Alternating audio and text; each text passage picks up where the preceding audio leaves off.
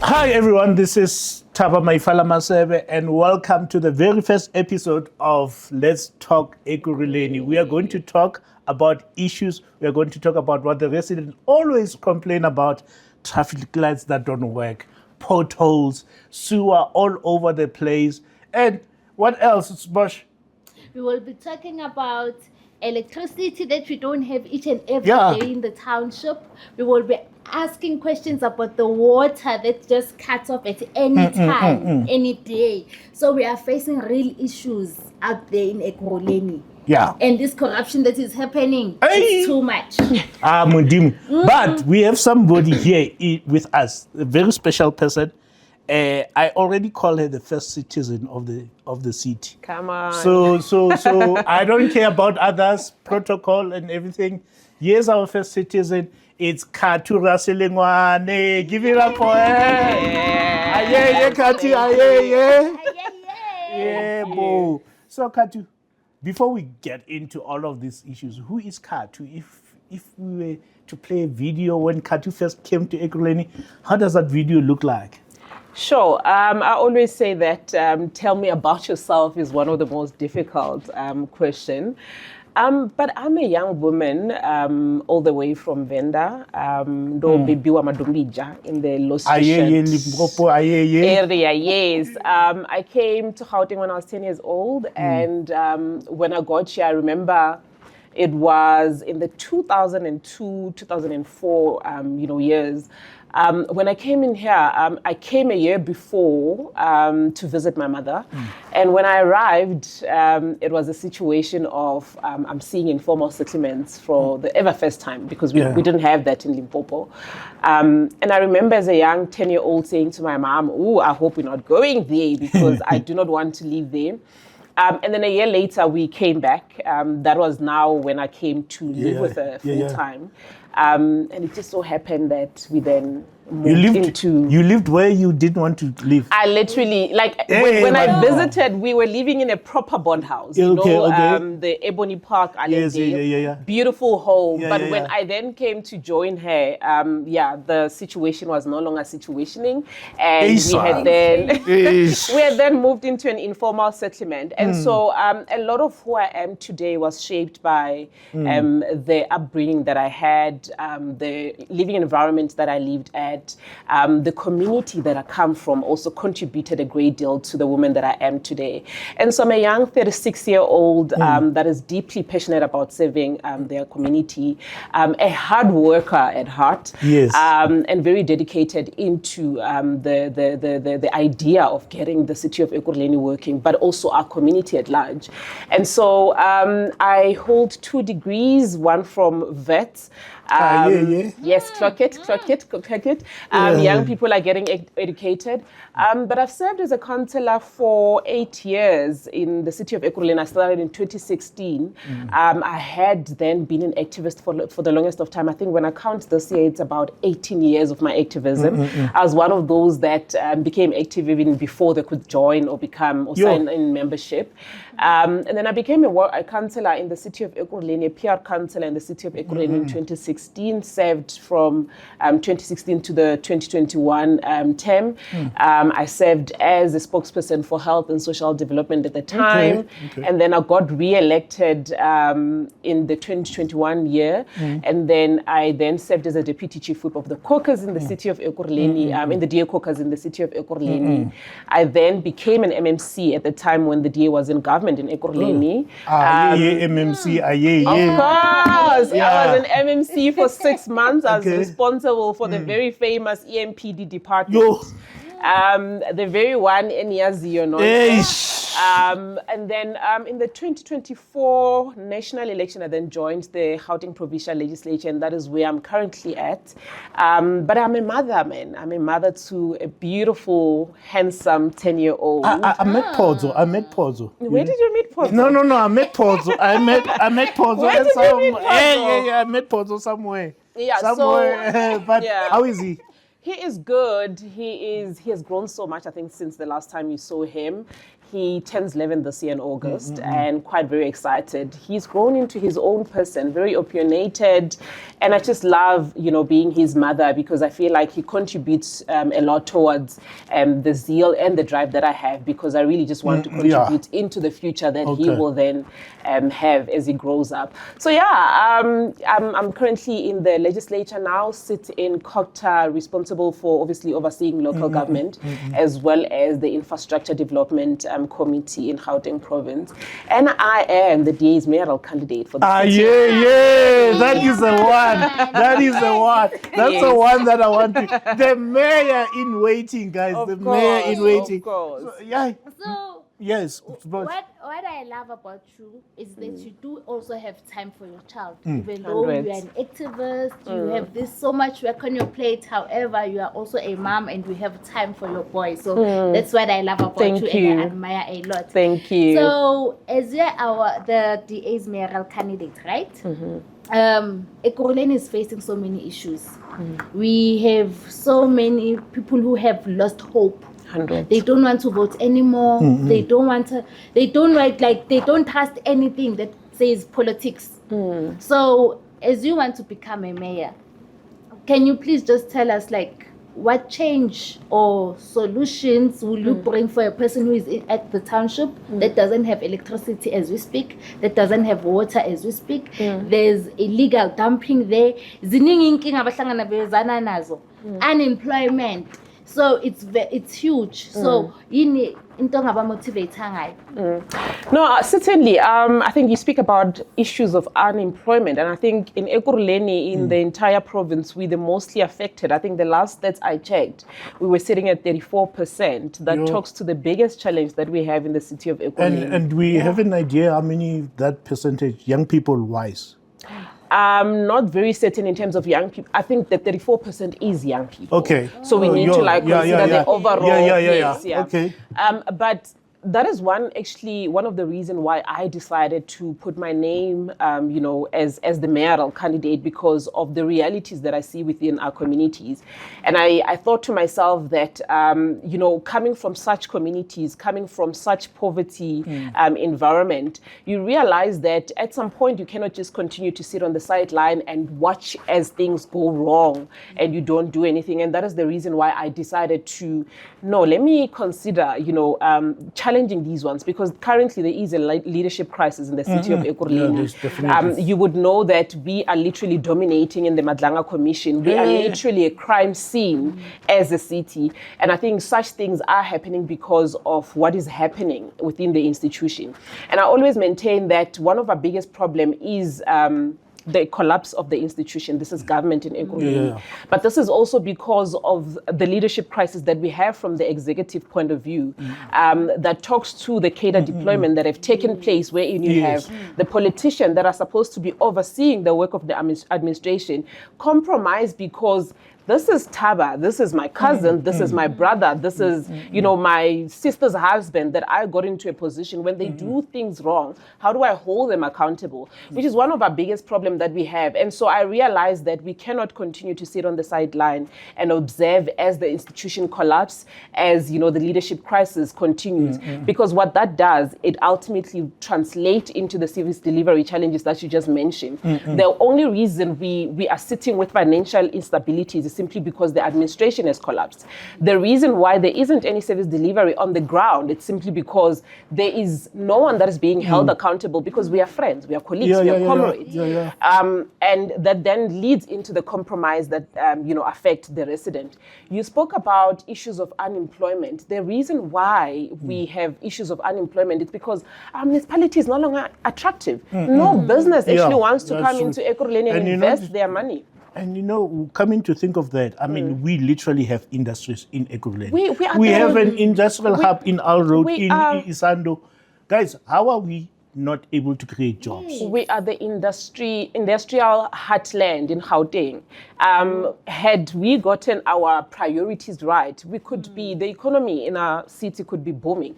But you mentioned Isando. There's also Oliphantfontein, where there's a lot of businesses that are currently living because the potholes in the area that affect their trucks, which then means they have to invest on ensuring that they pay their employees, but also invest a lot of monies into fixing their trucks, their tires, something that is not within their budget. But because of the lack of service delivery or the collapse in service delivery, they unfortunately have to prioritize budgeting for those tires. I think the last time I checked stats, there was about 20% of companies that are living in the Olifantsfontein. Then it compromises those that are looking for employment, because if you're going to have 20% of the companies, then you're going to have a bigger number of people that are going to remain unemployed, simply because those businesses cannot continue to do business in Ekurhuleni because of the poor service delivery that is affecting us. And so you also asked about issues of the priorities and how we plan to solve this issue.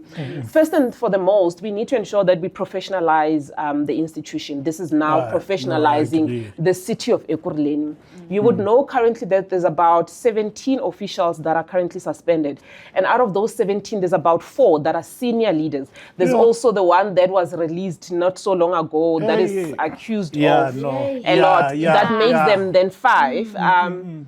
You have such individuals that are supposed to be leading departments that are at home. What then is happening within those departments?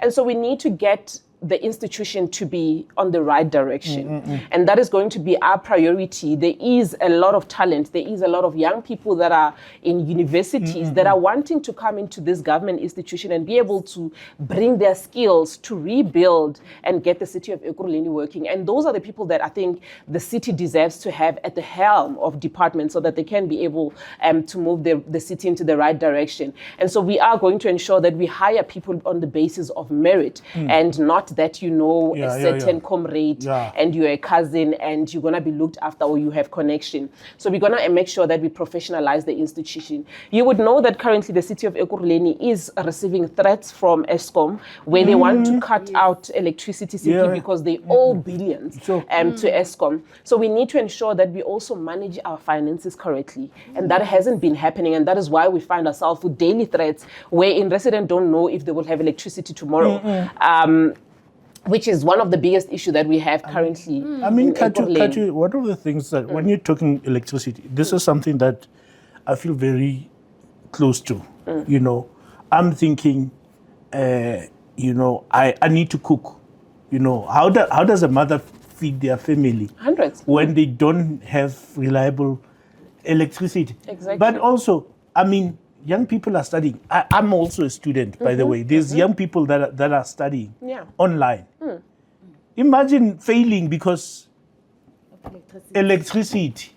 I live in an area that is highly affected about cable theft. We don't go for 2 weeks without having to lose power. And I live with a young one that has to prepare for exams. They're writing now the June exams. And over and above the rates and taxes that you pay to the municipality to ensure that those cable are protected and there is investment in the infrastructure, you have to also budget in ensuring that when the electricity goes down, my son is still able to continue to study. And I would imagine that is an issue for many communities wherein even at the time when they need to be studying, they have to consider budgeting and spending otherwise to be able to have that electricity. And I would like to believe that it's not just in my area only. I know areas like Benoni's, I know Alberton, there's always ongoing power outages. Germiston is highly affected. I literally have my inbox full from residents in the Germiston area that have went for months without electricity. And over and above that, without even communication from the municipality to say, this is what is happening, this is what can be expected in the next coming days. There hasn't been any communication to them whatsoever. But also to go back to that, the reason why there is ongoing cable theft, it's also because of the state of Ekurhuleni. It is a crime scene. Criminals have made this their home. They know that they can flourish because there isn't any law and order in the city of Ekurhuleni. And I say this simply because the one department that is supposed to be taking care on ensuring that people in Ekurhuleni feel safe is highly compromised. It is dominating in the Madlanga Commission. You have 2 senior leaders that are HODs or that are chief of police that are currently on suspension, that are accused of cases that are massive. Do you think that an ordinary citizen would respect a rule of law when you have someone that is an HOD that is also not respecting the rule of law? They will never. They will never respect You it. have law officers. I think there's currently about 127 that have criminal cases, but they are law officers. They're supposed to be ensuring that there's police visibility in Ekurhuleni. Yeah. That is why we say the city of Ekurhuleni is a criminal scene because of everything that is happening.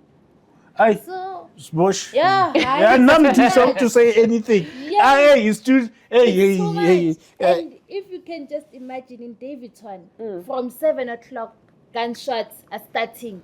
I'm even scared of going outside because of this huge crime that we are facing.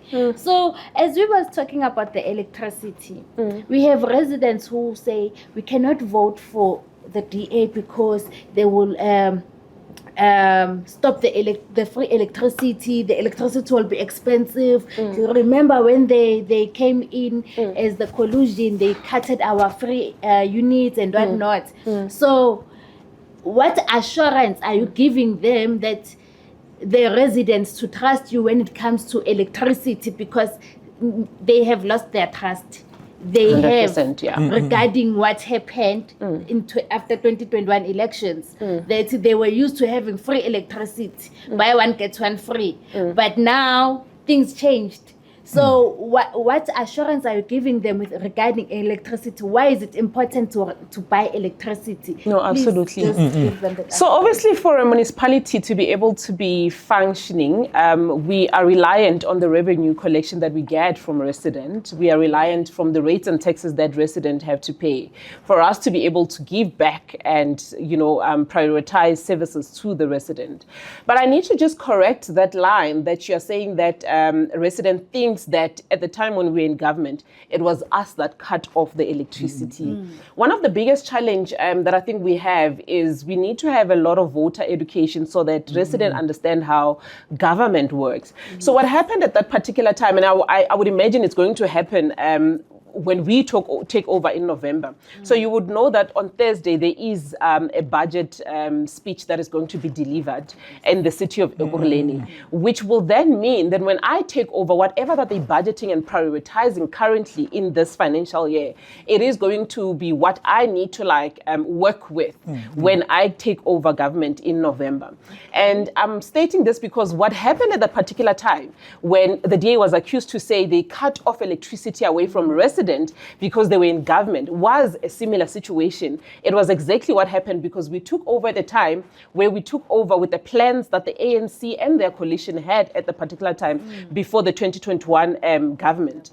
And when we then took over, we needed to work with what they had prepared until. So that is why we as the Democratic Alliance currently are going to contribute towards the budget speech that is taking place on Thursday. We are going to try to suggest, workable solutions for obviously through debate and through ensuring that we discuss with the MMC so that by the time we take over, we do not inherit things that are negative towards the community and then they ultimately blame us for it. And so we are going to contribute through ensuring that we debate, but we also communicate with the responsible MMC, hoping that by the time we take over, we are not inheriting things that are not the vision that we have for the people of Ekurhuleni. So I just needed to clear that so that there is an understanding to say at the time we took over in 2021, we took over a budget that was prepared by the ANC coalition, and we needed to work with that until such a time when we could budget and prioritize things that are part of the vision that we have as the Democratic Alliance. Yazini, I know kuningi Ekurhuleni. I know, guys, it's a lot in Ekurhuleni, but Khathu, the one thing that I can really take from listening to you is that we have a plan, guys. We have a plan. We have a plan to get this city working. We have a plan. And then now I strongly believe that the city can be working, not because we are smart or people like yourself, who's a mayoral candidate, are good politicians, but because the people of Ekurhuleni, they've got the resilience. Yes. I mean, I think about people of Base Tema, like how they keep pushing even under the difficulties that they face. So thank you so much, Khathu. Thank you. And thank you for everyone else that came to us. Zbosh. Mara, I hope you're going to come back. We still want you to come back. I would love to. Yes. I think this is a great platform to be able to let's talk to the people of Ekurhuleni. Let's talk I would Ekurhuleni. really love to come back. because I believe that young people currently, use these platforms to be able to engage with politicians. So I would love to come back. Obviously, we are going to launch the registration poster today. I would like to also talk about that because I know that in the last election, there was about, from the 14 million young people that are eligible to vote, there was only 4% of those that registered to vote. And so I would like to use this platform to be able to send that message, to remind young people about their importance, because they hold a big voting block and they can make the election. And I believe that they're the ones that can deliver us into the city of Ekurhuleni. So platform like this, which I know young people enjoy listening to podcasts, I think will be, an honor for me to be able to come back and be able to engage with them through it. And they must make sure they register. Yes, they register. Please, the 20th and the 21st please. of June. Yes, That's but also you've got your councillors like your Tabama Masebe. That is from the Alberton area, wherein you can just talk to your councillor or any public rep or activist that can help you to register now so that you skip the queue, but ensure that you are ready to ensure that you cast your vote on the 4th of November. Yes. Thank you so much, Khathu, and thank you so much, Ekurhuleni. Let's keep talking to get Ekurhuleni working. Look at.